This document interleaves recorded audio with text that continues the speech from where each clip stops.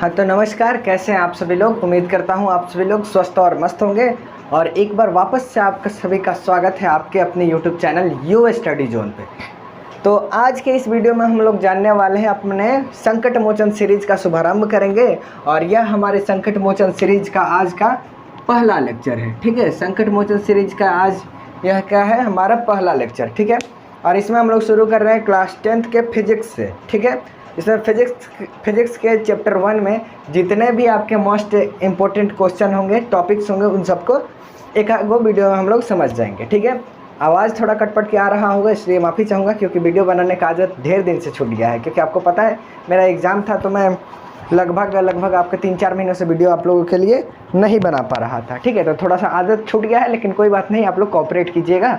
चलिए हम लोग शुरू करते हैं आज से इस संकट मोचन सीरीज का। ठीक है, इसमें हम लोग जानेंगे क्या, प्रकाश के परिवर्तन का नियम। ठीक है, प्रकाश के परिवर्तन का नियम में हम लोग प्रकाश से लेके हर एक चीज़ को पूरा डिटेल में समझेंगे। आपको करना क्या है, एक कॉपी कलम लेकर के बैठ जाइए, अस्थिर फ़ोन खोल करके, और 10 से 15 मिनट पूरा डेडिकेशन के साथ वीडियो देखिए। इसमें हम लोग आपको इतना डिटेल में सारी चीज़ बताऊंगा कि आपको फिर दोबारा कहीं और वीडियो देखने की ज़रूरत नहीं पड़ेगी, यहीं से सब समझ में आ जाएगा। ठीक है, यहाँ पे जो लिखा वो दिखाई दे ना दिखाई दे, इससे आपको कोई मतलब नहीं है। मैं जो बोल रहा हूँ, जो समझा रहा हूँ, उस पर बस ध्यान दीजिए। और इसका नोट्स जो है सब लिखा हूँ, उसको लिखने की अभी ज़रूरत नहीं है। इसका नोट्स मैं अपने टेलीग्राम चैनल में दे दूँगा, वो सब बिल्कुल फ्री है। तो आप जा करके बस नीचे डिस्क्रिप्शन में देख लो, लिंक मिल जाएगा, यहाँ से ज्वाइन कर लेना, या फिर जा करके वहाँ पर टेलीग्राम में ही सर्च कर लो यू स्टडी जोन, वहाँ पर मिल जाएगा। ठीक है, चलिए इस वीडियो को स्टार्ट करते हैं। और कोई दिक्कत होगा, चैनल ना मिल पाए, टेलीग्राम चैनल का लिंक ना मिल पाए, तो कमेंट करना, मैं आपको उसमें जोड़ दूंगा। ठीक है, चलिए अब यहाँ पे हम लोग जानते हैं प्रकाश के परिवर्तन का नियम। प्रकाश के परिवर्तन का नियम उससे पहले हम लोग जान लेते हैं कि प्रकाश क्या है, लाइट क्या है।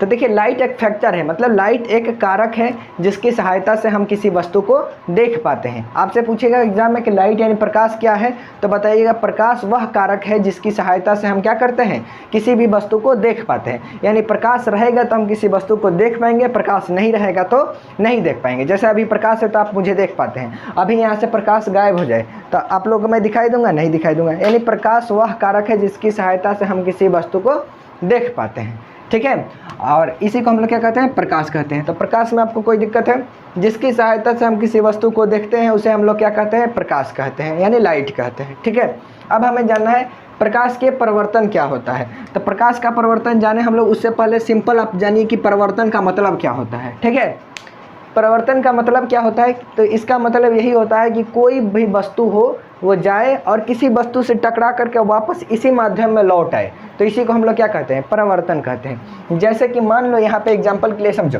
यहाँ पे हमने क्या डाला, एक यहाँ पे परिवर्तक सतह यहाँ पे लगा दिए। कोई वस्तु यहाँ से आई और इसमें टकरा गई, इस परिवर्तक सतह में टकराई और वापस फिर इधर ही लौट आई, तो इसी को हम लोग क्या कहते हैं, परिवर्तन कहते हैं। क्या कि किसी वस्तु से टकराकर पुनः उसी माध्यम में वापस लौटने की घटना को हम लोग क्या कहते हैं, परिवर्तन कहते हैं।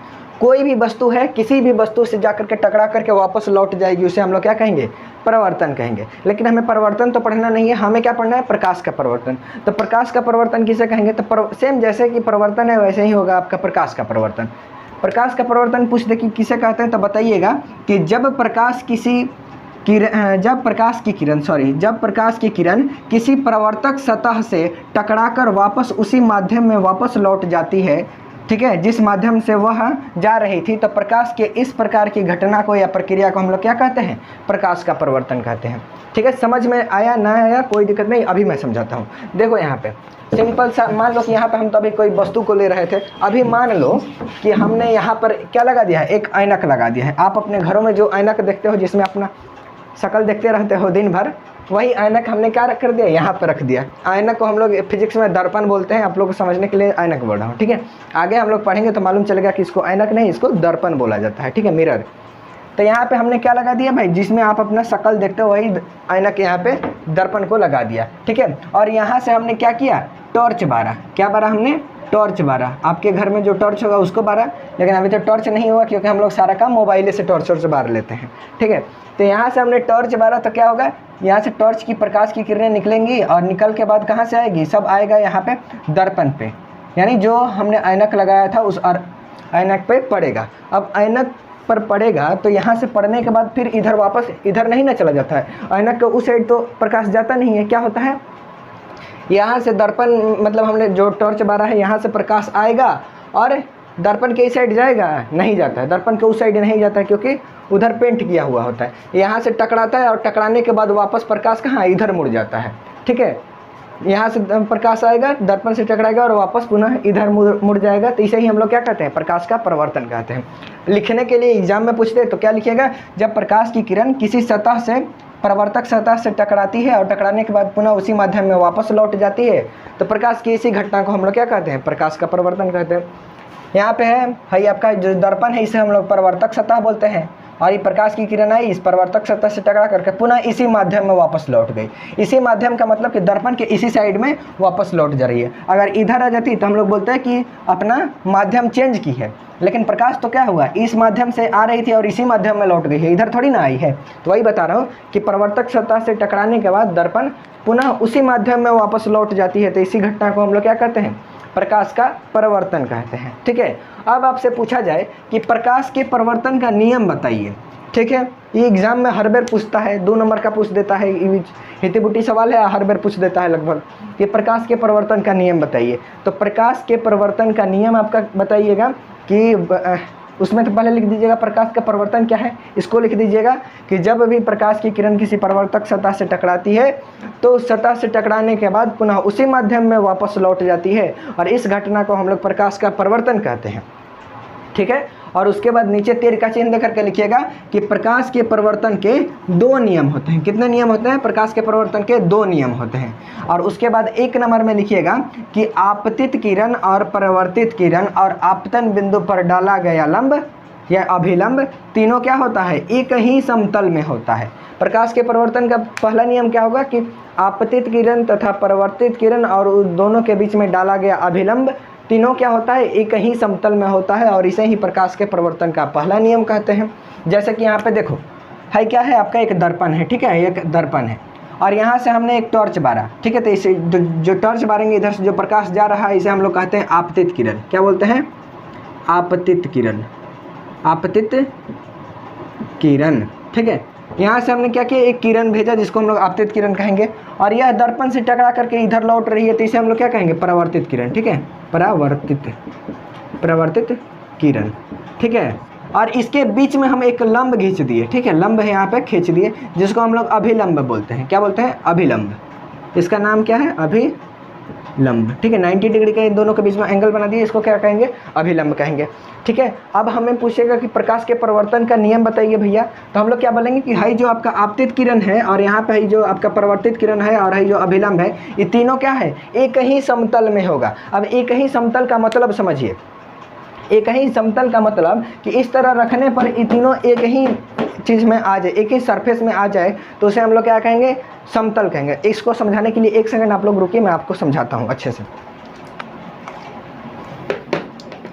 देखिए मेरे पास अभी क्या है, यहाँ पे 3 ठो पेन है। ठीक है, अब समतल का मतलब समझिए। समतल का मतलब कि मान लीजिए ये आपका क्या हुआ, आपतित किरण हुआ और यहाँ से ये आई टकरा करके इधर लौट रही है तो इसे हम लोग परावर्तित किरण कहें, और बीच में हमने क्या डाला है, यहाँ पे बीच में डाल दिया हमने अभिलंब। यही ना है आपका, देखिए यहाँ पे एक आपतित किरण है, आपका अभिलंब हो गया, और है हो गया आपका परावर्तित किरण। ठीक है, इसको मैंने यहाँ पे कर लिया, है आपतित किरण, है ये परावर्तित किरण, है अभिलंब। ये तीनों क्या है, एक ही समतल में है। मतलब ये इस तरह रखने के बाद ये सब एक ही सरफेस में आ जा रहा है, सतह में आ जा रहा है, एक ही सतह में आ जा रहा है, तो इसे हम लोग कहेंगे, क्या कहेंगे, इसे समतल कहेंगे। लेकिन यही अगर इस तरह मान लीजिए एक ऐसे रहे, एक ऐसे रहे और एक ऐसे रहे, ठीक है, तो ऐसे रहेगा तो क्या होगा, ऐसे में तो 2 गो तो एक सतह में आ जाएगा, लेकिन हाई वाला जो है ये इस सतह में आएगा, नहीं ना आएगा। यानी 2 गो इसमें क्या होता है, सतह एक में आ जा रहा है और एक गो नहीं आ रहा है, तो इसे हम लोग समतल नहीं कहेंगे। लेकिन यही तीनों इस तरह रहे तो तीनों क्या होगा, एक ही समतल में आ जा रहा है, एक ही सतह में आ जा रहा है, तो इसे हम लोग क्या कहेंगे, समतल कहेंगे। तो प्रकाश का परावर्तन का नियम कहता है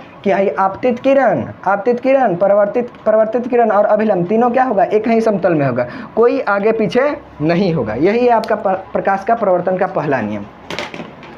हमेशा आप याद रखिएगा प्रकाश के परावर्तन का पहला नियम कि जब भी होगा आपका आपतित किरण, परावर्तित किरण और अभिलंब तीनों क्या होगा, एक ही सतह में होगा, आगे पीछे ऊपर इधर उधर नहीं होगा। ठीक है, दूसरा नियम पूछेगा कि दूसरा नियम बताइए, तो दूसरा नियम होता है कि आपतन कोण और परावर्तन कोण हमेशा क्या होता है, बराबर होता है।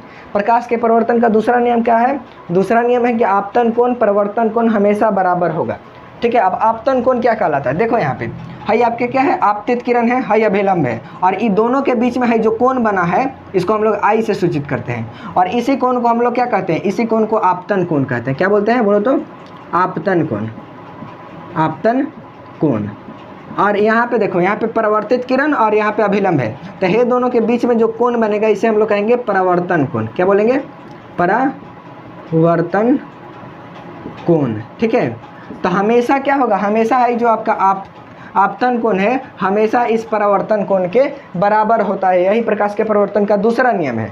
और इसको हम लोग इस तरह भी लिख सकते हैं कि कोण आई इजकल टू कोण आर होगा। मतलब कोण आई यानी आपतन कोण हमेशा क्या है, कोण आर यानी परावर्तन कोण के बराबर होगा। इसे ही प्रकाश के परावर्तन का दूसरा नियम कहते हैं। ठीक है, यहाँ पे हमारे प्रकाश के परावर्तन का नियम समाप्त हो गया, लेकिन रुक जाओ यहाँ पे थोड़ा, मतलब कुछ देर और रुको। इसमें जो है आपका ही आपतित किरण, आपतन कोण, इन सब के बारे में भी आपको समझा देता हूँ, आप लोग लिख लीजिएगा। देखिए यहाँ पे पूछ रहा है कि आपतित किरण, तो आपसे पूछ देगा कि आपतित किरण किसे कहते हैं, तो इसका परिभाषा क्या लिखिएगा कि वैसी किरण जो दर्पण पर जाकर के या परावर्तक सतह पर जाकर के टकराती है उसे हम लोग क्या कहते हैं, आपतित किरण कहते हैं। देखो जो किरण यहाँ से निकलेगी और जाकर के परावर्तक सतह पर टकराएगी उसे क्या कहेंगे, आपतित किरण कहेंगे। और परावर्तक सतह से टकराकर लौटने वाली किरण को क्या कहेंगे, उसको हम लोग कहेंगे परावर्तित किरण कहेंगे। ठीक है, हाई किरण जा रही है इसे आपतित किरण, वापस लौटने वाली किरण को परावर्तित किरण कहेंगे। ठीक है, आप पूछेगा कि अभिलंब किसे कहेंगे, तो बताइएगा कि परावर्तक सतह पर जो लंब डाला जाता है उसे हम लोग अभिलंब कहते हैं। हाई देखिए, हाई आपका यहाँ से यहाँ तक परावर्तक सतह है, इसके बीच में हमने जो लंब डाला है इसको हम लोग क्या कहते हैं, अभिलंब बोलते हैं। ठीक है, आप पूछेगा आपतन कोण किसे कहते हैं, तो बताइएगा कि आपतित किरण और अभिलंब के बीच बने कोण को आपतन कोण कहते हैं। आपतित किरण और अभिलंब के बीच बने कोण को हम लोग क्या कहते हैं, आपतन कोण कहते हैं। अब परावर्तन कोण पूछ दे तो क्या बताइएगा, बताइएगा कि परावर्तित किरण और अभिलंब के बीच बने कोण को क्या बोलते हैं, परावर्तन कोण बोलते हैं। ठीक है, यह हो जाएगा। अब पूछेगा कि है जो बिंदुआ है यहाँ पे इसका नाम क्या है, इसका नाम अभिलंब है, सॉरी इसका आपतन बिंदु नाम है। ठीक है, आपतन बिंदु, इस बिंदु का क्या नाम है, आपतन बिंदु। तो पूछ दे आपतन बिंदु किसे कहते हैं, तो क्या बताइएगा, बताइएगा कि वैसा बिंदु जहाँ पे आपतित किरण, परावर्तित किरण और आपतन बिंदु जाकर के मिलते हैं उस बिंदु को हम लोग क्या कहते हैं, आपतन बिंदु कहते हैं। देखो आपतित किरण भी जाकर के यहीं मिल रहा है, अभिलंब भी जाकर यहीं मिल रहा है और परावर्तित किरण भी यहीं मिल रही है, तो जहाँ ये तीनों जाकर के मिलेंगे जिस बिंदु पर, उसी बिंदु को हम लोग क्या कहेंगे, आपतन बिंदु कह देंगे। ठीक, समझ में आया। और उसके बाद परावर्तक सतह पूछ दे तो बताइएगा कि जिस सतह पर जाकर के आपतित किरण टकराती है और वापस लौट कर जाती है उस सतह को हम लोग क्या कहते हैं, उस सतह को हम लोग परावर्तक सतह बोलते हैं। ठीक है, तो यहाँ पे हमारे प्रकाश के परावर्तन से रिलेटेड जितने भी चीज़ें थे वो सबको मैं बता दिया हूँ। अगर प्रकाश के परावर्तन से आपको क्वेश्चन पूछेगा तो लिख करके देता हूँ कि आपका एक भी क्वेश्चन नहीं छूटेगा। अब यहाँ पे इस वीडियो में मैं आपके क्लास 10th का चैप्टर 1 पूरा डिटेल में नहीं पढ़ाया हूँ। अगर डिटेल में पढ़ना है तो ऑलरेडी पहले मैं पढ़ा चुका हूँ चैप्टर 1, नीचे डिस्क्रिप्शन में लिंक दे दूंगा, जा करके 4-5 को वीडियो है पूरा डिटेल में उसमें पढ़ाया हूँ, उसको देख लीजिएगा।